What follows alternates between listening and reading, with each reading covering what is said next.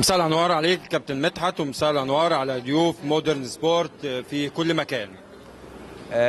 سوبر مصري مشتعل بدون جمهور والتراس اهلاوي يثور وسط اجواء مشتعله ومشحونه وردود افعال ليست موزونه.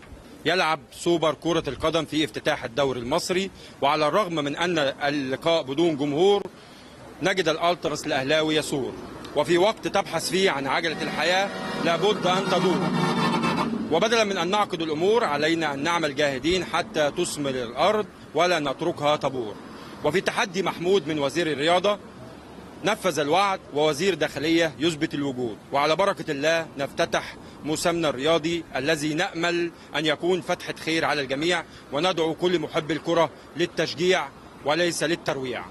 وبعد إلغاء السوبر والنشاط الرياضي بالكامل الموسم المفقود، نجد أنه للعام الثالث على التوالي طارق العشري المدير الفني في السوبر موجود، ولكن اليوم مع إنبي ومن عامين مع الحدود، ليكون أول مدير فني يخوض السوبر لثلاث مواسم متتالية مع ناديين مختلفين. ولثاني مرة طارق العشري يكون المنافسة بينه وبين المدير الفني الكفء للنادي الأهلي حسام البدري.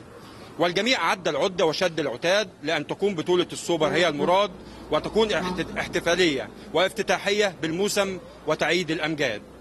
حسام البدري المدير الفني للنادي الأهلي الحالي هو المدير الفني السابق الموسم الماضي والذي لم يكتمل مع إنبي، ويعلم كل كبيرة وصغيرة على النادي البترولي. ويأمل البدري في تحقيق السوبر الثاني له مع الأهلي بعد أن حصل مع السوبر 2010 أمام حرس الحدود وبقيادة فنية لطارق العشري.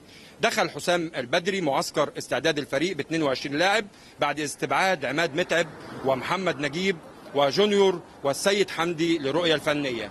وتفاجأ الجميع باعتذار من القديس أبو تريكة بسبب أحداث الألتراس وتضامنه معهم، ولكن هذا الموقف لدى صدى كبير داخل الأوساط الكروية سواء مع أو ضد قرار أبو تريكة.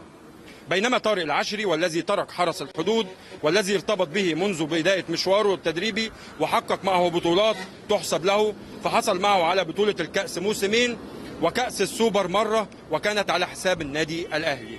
يخوض تجربة جديدة لنادي مؤسسي أيضا ولكن بترولي، ويريد أن تكون البداية معه بطولة وليلها من بطولة عندما تكون في بداية المشوار الكروي بعد غياب. وقد دعم المدير الفني لإنبي صفوفه بعدد من اللاعبين الأكفاء مثل عبد الله الشحات لاعب الدراويش السابق، عبد السلام نجاح لاعب الحدود الأسبق والمصري السابق، مؤمن زكريا، أحمد عمران، والحارس الدولي محمد عبد المنصف حارس الزمالك والجونة. بجانب الفريق البترولي يضم صفوفه نخبة من اللاعبين المميزين الذي يعتمد عليهم العشري مثل محمد ناصف الظهير الأيسر، ومعه عمرو علواني، والمعلم الجديد للكرة المصرية القادم بقوة صالح جمعة، ومحمد صبحي، والمخضرم عمرو فهيم.